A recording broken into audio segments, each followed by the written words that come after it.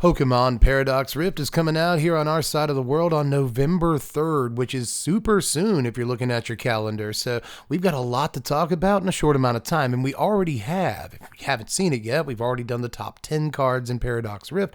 Check that out if you haven't seen it yet. But today we get to do my favorite thing each preview season. We get to talk about the cards that no one's talking about. And here are the top 10 sleepers in Paradox Rift. Let's kick things off with some honorable mentions, as is tradition around here. And yeah, I pluralized it again. I've got 3 of them this time around. Again, as is tradition, we talk about a bunch of cards during our top 10, not just 10 cards. I like to squeeze in some extra value for you, the consumer. So let's go ahead and kick things off with Porygon Z here in the HM slot. And this one could make you go, I could understand if you did. But this is a 150 HP Stage 2 evolution. Its retreat cost is 2, and it's got this ability. Buggy Turbo. Flip a coin. If heads, attach up to 4 basic energy cards from your discard pile to this Pokemon. If tails, discard an energy from this Pokemon. It also has this attack. It only costs a single colorless to use. It's called Energy Attack, and it does 40x damage. 40 damage for each energy attached to your Porygon Z. So you see where I'm going with this. If you flip a coin and get all 4 of the energy from your discard pile and attach an energy for the turn, that's 200 damage. It's actually not too bad. And I guess you could also say, let's say that this is in play for 2 turns and you flip 2 coins and they're both heads and you get 8 energy from your discard pile. You're doing 400 damage or whatever it is if you attach energy for both turns. It's a lot of math and it's probably never going to happen. But late in the game, this is a ton of energy, and if you have special ways in your deck to get energy into your discard pile, it's actually not too hard. Maybe you're playing 20 energy and your whole deck is just flipping energy into your graveyard. I'm a Magic player, excuse me. I use weird terminology sometimes. If you're flipping energy over into your discard pile, then suddenly this can attack for like 600, like live the dream, it's entirely possible, but honestly, the card is probably not actually that good. It's a Stage 2 evolution with super low HP, and it's a little gimmicky at the end of the day, so I'm not going to talk about it for too much longer. As a matter of fact, I'm done. While we're here in the honorable mentions category, I want to shout out Earthen Vessel for just a second. Beautiful in its simplicity. You can play it only if you discard another card from your hand. You search your deck for up to 2 basic energy cards, reveal them, put them into your hand, then shuffle your deck. So it's a super energy search. Probably not the best thing in the world, but I still think it's got plenty of applications. Sometimes with cards like this, you have to look at them like, oh, it allows you to discard a card from your hand rather than it being a drawback. It actually lets decks like United Wings, for instance, discard a card, or it lets decks like Gardevoir discard an energy to go get 2 energy and then discard those energies to Curly's abilities or whatever. So it just wants energy in its yard, in its hand, whatever. It doesn't really matter. It's also halfway decent maybe for Chen Pal decks as like another way to get a bunch of energy into their hand. Like, who cares? I could see this actually having some practical applications in a number of decks in Standard right now, so I wouldn't count it out. It doesn't actually look like much, but an ability like this is pretty cool. It's good deck thinning too on top of all that, so I do like it. But let's go ahead and move on to my final honorable mention here. I'm sorry, I'll talk about cards a little bit too long, and that will be the case with this one, I'm sure, because I'm about to take a massive swing that will probably not connect. But I do want to talk about Groudon for a second, because I really like this guy. This is 130 HP for a single prize basic Pokemon. All right, that's not too bad right there. It does have a retreat cost of 3, which is bad. That is bad, as a matter of fact. But let's look at its attacks. The first one is Overflowing Power for a single colorless. Attach a basic fighting energy from your hand to one of your Pokemon. Decent in the early game for ramping, but not that great. The second attack is the one I'm interested in. This is Fighting Colorless, 3 energy in all, for 60x damage. You may discard up to 4 energy from your Pokemon. This attack does 60 damage for each card discarded this way. So you can discard the energy from any of your Pokemon and do up to 240 damage with this attack. Now, you're going to call me bonkers, and you're probably right, but you know what this kind of sideways reminds me of? Radiant Charizard. Okay, so don't walk out. We haven't even made the actual list yet. You got to stick with me for a second. I promise. I'm going to try and justify myself. This is a relatively high HP basic single prizer, just like Radiant Charizard. Radiant Charizard in the late game does 250 damage. This does 240 damage in the late game. I understand the energy requirements are different because Radiant Char usually only takes like 1 energy to do the thing. If you're down on prizes enough, but this will take 4 energy from all your guys. It sounds like a lot, but again, in the late game, it might not be too hard to make this connect, and 240 damage is a lot for a single prize basic to be able to do. But we did it, everybody. We made it to number 10 together, you and me. Let's keep moving forward. Here at number 10, we have, as usual, an extension of the honorable mentions, in that it's a silly card that I nonetheless think has some competitive teeth, and that definitely holds true for Maushold EX. It's also here so I can make that teeth pun. Did you get it? Like the video. It's got 230 HP, and it's a stage 1 evolution. It's got this ability, Solidarity. If this Pokemon's in the active spot and it's damaged by an attack from your opponent's Pokemon, even if it's knocked out, put 3 damage counters on the attacking Pokemon for each of your Tandem Mouse, Maushold, and Maushold EX in play.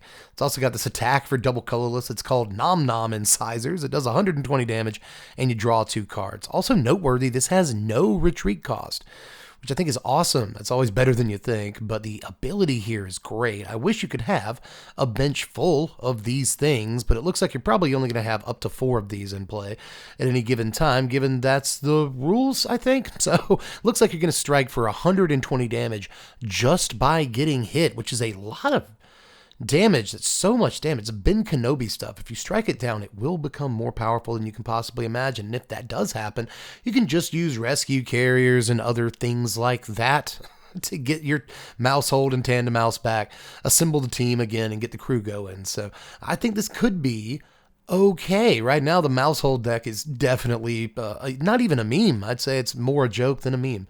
Even though memes are jokes, it still hasn't reached that status even yet, but this might actually perk the deck up a good bit. This looks like an awesome card with a halfway decent attack, but an incredible ability once it is in play. But let's move on to number 9 here. It is Altaria EX. This is a 260 HP stage 1 evolution with a retreat cost of 1. It's got an ability, Humming Heal. Once during your turn, you may heal 20 damage from each of your Pokemon. It's also got an attack. For Water and Metal, you can Light Pulse. That's 140 damage during your opponent's next turn. Prevent all effects of attacks used by your opponent's Pokemon done to this Pokemon.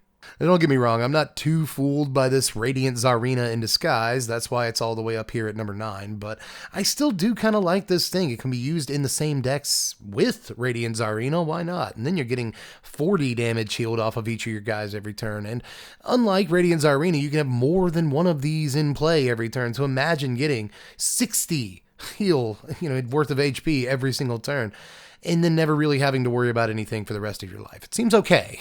Plus, if you wanted more gravy, I guess 140 damage for 2 energy could be a lot worse. The attack is alright, and if you wanted some whipped cream on top of the gravy, gross, but also it can't be hit by like Tina, so that's kind of important. Can't be hit by a bunch of different stuff that just puts damage counters on as a function of attacking, so really, really cool in that way too. I don't mind Light Pulse as an attack, but I like that it's a Radiant Czarina that I can play more than one of in my deck. Healing isn't amazing, but when it's stapled to a halfway decent Pokemon, I'm okay with it. And if I hear any hate in the comment section for this guy, Altaria, new one. All right, let's move on. Sorry.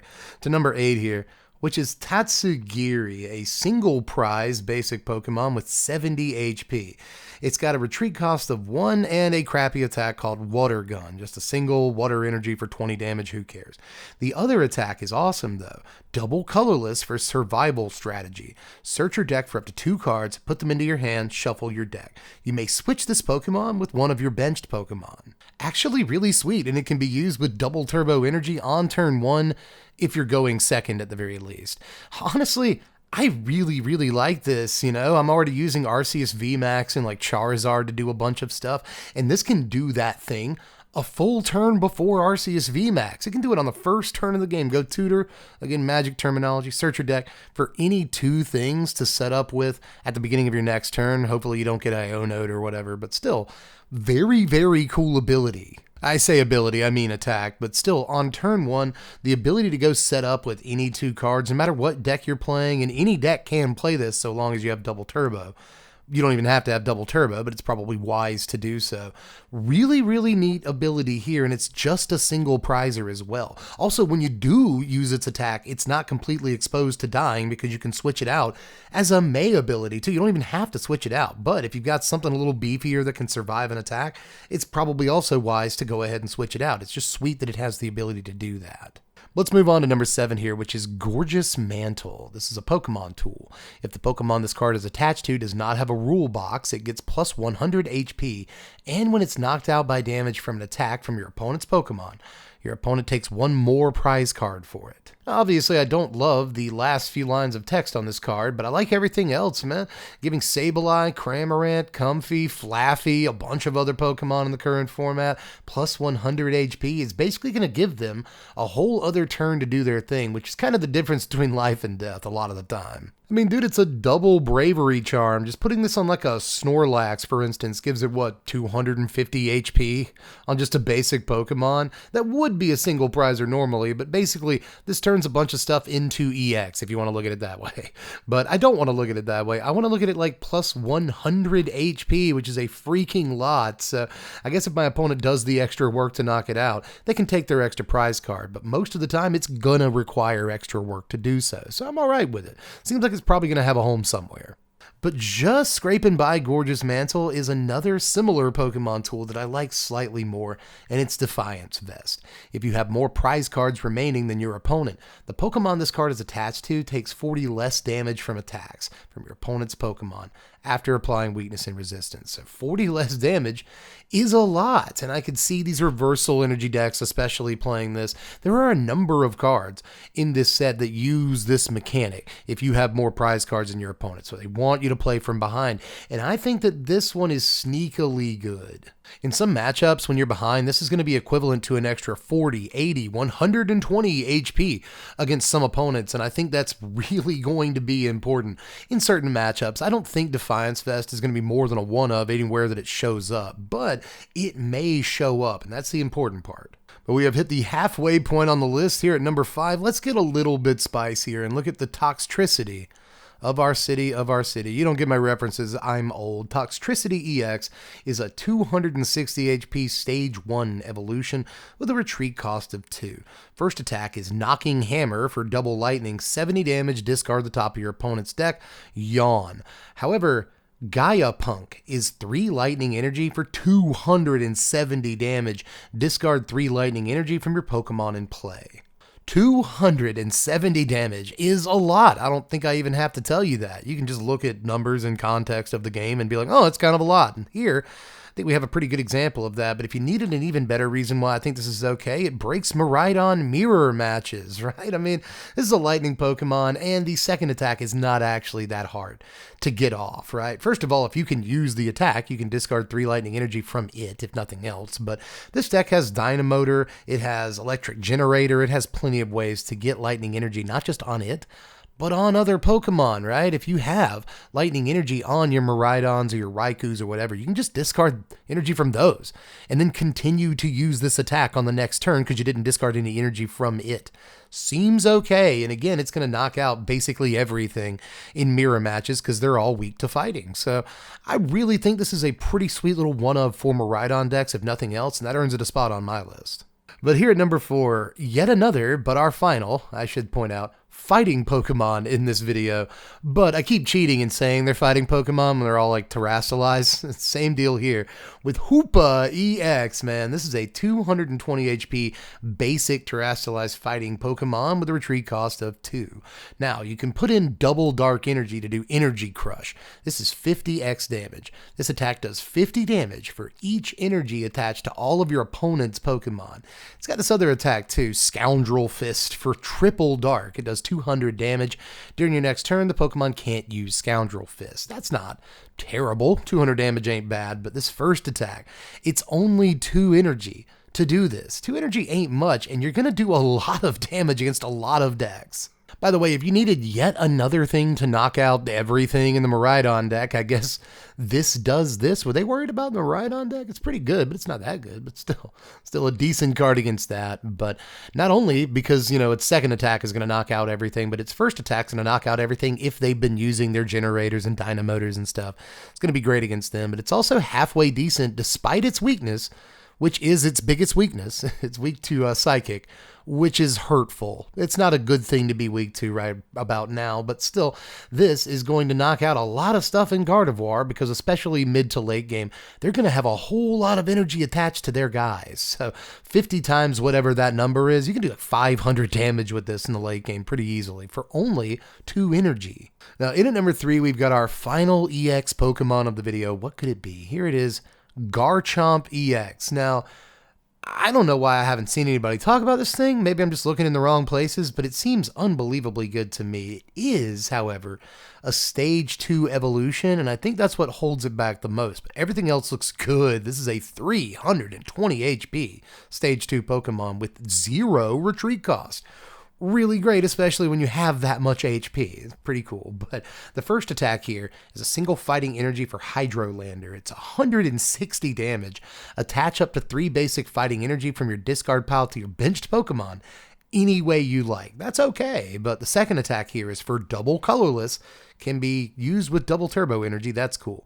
You discard 2 energy from this Pokemon, and it does 120 damage to one of your opponent's Pokemon. That means any of them. Any of your opponent's Pokemon. I always like stuff like this, and we do have a bunch of analogs to it, even in the current environment, and those cards tend to be pretty decent. I mean, this is kind of reminiscent of Radiant Greninja's attack, and that is actually a very good attack.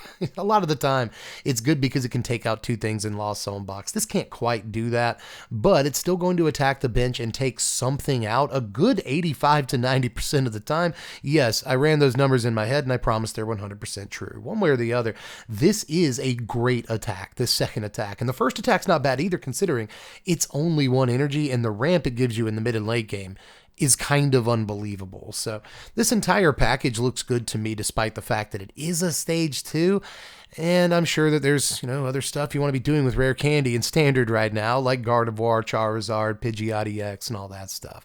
But I do think this could join the Rare Candy club, because it looks pretty sick to me. I don't know about you guys, but 120 damage to anything is very enticing. Now, we have talked about a total of 6 double prize Pokemon in this video so far, and I'm sure you're sick of it. So at number 2, I'm going to give you a single prize Pokemon that I think is really, really good. This is Minun right here, or Minun, maybe, who knows. This is 70 HP for a basic single prizer with a single energy retreat cost. It's got this attack, just 1 lightning energy for 20 damage. It's called Speedball, but the ability is what I'm into. It's called Buddy Pulse. If you have any Plusle in play, whenever your opponent attaches an energy from their hand to one of their Pokemon, you put 2 damage counters on that Pokemon. Can't apply more than 1 Buddy Pulse ability at a time. Shame. But still, in case you didn't hear that correctly, whenever they put an energy on one of their guys from their hand, it gets 2 damage counters. That seems great. It seems really, really good to me, especially considering Minun and Plusle are both, basic Pokemon. You don't have to work that hard. Just take up a couple of spots on your bench, and there you have it. Now, there are like boss's orders to disrupt this. There's escape ropes to disrupt this. I'm not going to pretend there's not counterplay to a card like this, but it still looks pretty punishing to me. I mean, 2 energy for 2 damage counters for every energy can stack up very, very quickly. It also allows you to do some fun stuff. Like this plays, interestingly, has good synergy with Zapdos EX, which can only use its awesome attack that hits anything on their bench if that thing has damage on it. So this is a good way of getting damage on Pokemon that you wouldn't otherwise be able to hit with Zapdos' ability. I really like that too, so with Zapdos' attack. I have to remember I can't use those words interchangeably in Pokemon, but one way or the other, Minun looks like it has a really freaking good ability, and I shouldn't have to justify it too much. Damage whenever they do something they really want to do, and they kind of have to do to play the game, that seems good. Also, for what it's worth, probably bodies the Chin-Pao deck if you weren't already doing that with your electric deck. Now, Chin-Pao is, I guess, weak to steel, so you need other tools against it, and this probably helps a good bit. 2 damage whenever they apply that, 8 energy they always throw on Chin-Pao. Yeah, let's go. But let's also go to number 1 here. It's finally time, everybody. What could it possibly be? Place your bets. Or don't place bets. Gambling is theoretically wrong, but are there really any morals, or is it all subjective? Just don't hurt other people and you'll be okay. Number 1 is Snorlax doll here. This is 120 HP trainer? Huh? Let's read the text here, because there's a lot of it. If this card is in your hand when you are setting up to play, you may put it face down in the active spot or on your bench as if it were a 120 HP basic colorless Pokemon. You can do this only when you're setting up to play. At any time during your turn, you may discard this card from play. This card can't be affected by any special conditions and can't retreat. If this card is knocked out, your opponent can't take any prize cards from it. Ooh, now that is a neat line of text right there at the very end. You're waiting for it the entire time. What does this card do? That's what it does. It is a doll. We have these in Magic the Gathering, by the way, stuffy doll type cards and stuff, and this is a neat little iteration of one of those. Just a cool way to transpose the doll from the games, right? The one that follows you around and takes attacks and blah blah for you, into an actual Pokemon card. Just really, really sweet little thing here that's going to help these control decks or these wall decks that just want to set up an impenetrable defense. Give them a turn or two to do that. And again, there's counterplay, and it's all the same counterplay I mentioned the last time I had to use the word counterplay, things like boss's orders and escape rope and yada yada. But this is still going to help those decks set up a wall that need to. It's going to be a really important card, I think. I haven't heard anybody really talk about this one yet either, which is strange because it's a very, very unique effect that I think is unique to the point that it's going to see play in a number of decks that, again, really need a couple of turns worth of breathing room. But that is actually officially it. I am finally done talking now. I know you never thought I would be, but now that we've come to the end of the road, still I can't let go. Boys to Men lyric. Again, I'm very old. I apologize to no one. That was it for this season in Paradox Rift spoiler coverage, but we'll be back soon with the most expensive cards in the set and all the best decks once the set actually comes out. So make sure you subscribe if you haven't done it yet. We just hit over 1K subscribers. We're trying to get to 2, 5, 10, 100, a million. Who knows? Let's take over the world. So make sure you hit subscribe if you're here and you haven't done it yet. Like the video to put it in more people's recommended feeds. Hit me with a comment to let me know how you felt about all that stuff and increase the algorithm nonsense. And I will catch you guys again later. Thanks for watching, everybody. I've been Dev from the place, and I will see you in the next one. Spread love and be kind.